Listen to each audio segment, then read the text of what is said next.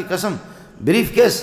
ڈالروں سے بھر بھر کر کے ہم مغرب میں برطانیہ میں جاتے ہیں اور فرانس میں گئے، ہوٹلوں میں رہے، ہمیں چین اور سکون نہیں ملا۔ السلام علیکم ورحمۃ اللہ وبرکاتہ۔ امید ہے کہ سب دوست خیریت سے ہوں گے۔ مولانا منظور مینگل صاحب کی بیان کو سماعت فرمائیں۔ دل کی یہ کیفیت ہے، تڑپ رہے ہیں لیکن آتے ہمیں پتہ ہی نہیں تھا،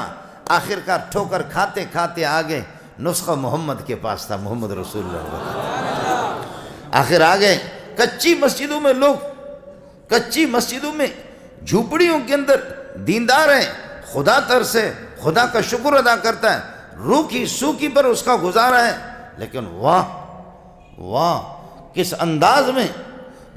میں جہاں سے میں جس علاقے کا میں ہوں وہاں کے میں لوگوں کو دور دراز سے جا کر کے پانی لاتے ہیں، خانہ بدوش ہے، لیکن بخدا شہروں میں 40 سال مجھے کراچی کے اندر ہو گئے، لیکن کراچی والوں کا حال جو دیکھا، الامان الحفیظ۔ اور پھر میں دنیا میں گھومتا پھرتا ہوں، بروی، بلوچی، سندھی، اردو، عربی، فارسی، یہ ساری زبانیں میں بولتا ہوں اور سب کے ساتھ میرے تعلقات ہیں، میں جانتا ہوں، لیکن ان غریبوں کو، دینداروں کو دیکھا، خانہ بدوشوں کو دیکھا، واہ واہ، جنت میں تو وہی رہ رہے، جنت میں وہی رہ رہے،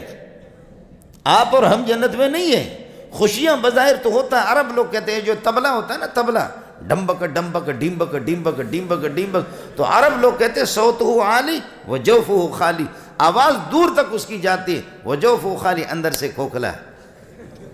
صوتہ عالی وجوفہ خالی، آواز تو بڑی اس کی اونچی ہوتی ہے۔ جس رب نے مجھے اور آپ کو پیدا کر دیا ہے، وہ رب مجھے اور آپ کو طریقے زندگی گزارنے کا بھی وہی بتائے گا کہ دنیا میں اگر آپ کو کامیابی چاہیے، خوشیاں آپ کو چاہیے، اللہ اکبر۔ بلکہ آپ کو یہ بتاؤں، ناراض نہ ہونا، میں بلوچ آدمی ہوں، صاف صاف بات کرتا ہوں، میں یہاں سے گجرانوالہ گیا تو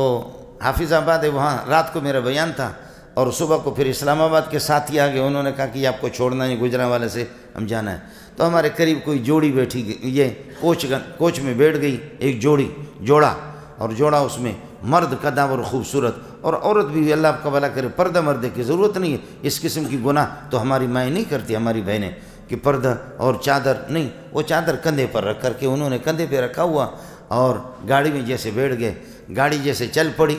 باتوں میں خدا جانے، ہم اس طرف بیٹھے ہوئے تھے، 2 مولوی، ان کا آپس میں تکرار گفتگو ہوا، کس کر کے خاتون نے ایک تھپڑ دوسرے اس کے منہ پہ مارا، لیکن ماشاءاللہ سلام ہے اس کے صبر کو، خشوع خضوع سے اس نے برداشت کر لیا، بڑے خشوع خضوع۔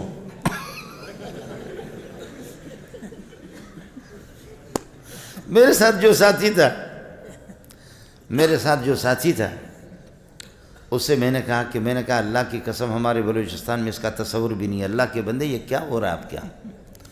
یہ ظالم اس کا ہاتھ اس طرح پکڑ کر کے مروڑ سکتا تھا، ہاتھ مروڑ کر کے اس کو گاڑی سے نیچے بھی پھینک سکتا تھا، اور اگر نہیں کر سکتا تو اتنا تو کر سکتا کہ بھائی یو دوا درے سلور پنزور جاؤ،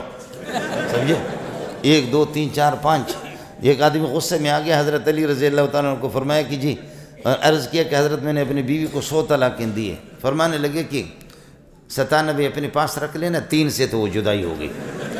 3 سے تو وہ جدائی ہو گئی اور الگ تھلگ ہو گئی، باقی 97 اپنے پاس رکھ لینا۔ اس وقت میرے پاس اگر کوئی آ جائے تو میں ان سے کہتا ہوں کہ بھائی شہباز کی حکومت ہے یا عمران خان کی مہنگائی ہے، اس میں رکھ لینا، یہ وہاں پر استعمال کر لینا، 100 طلاقیں بیوی کو دینے کی ضرورت کیا ہے؟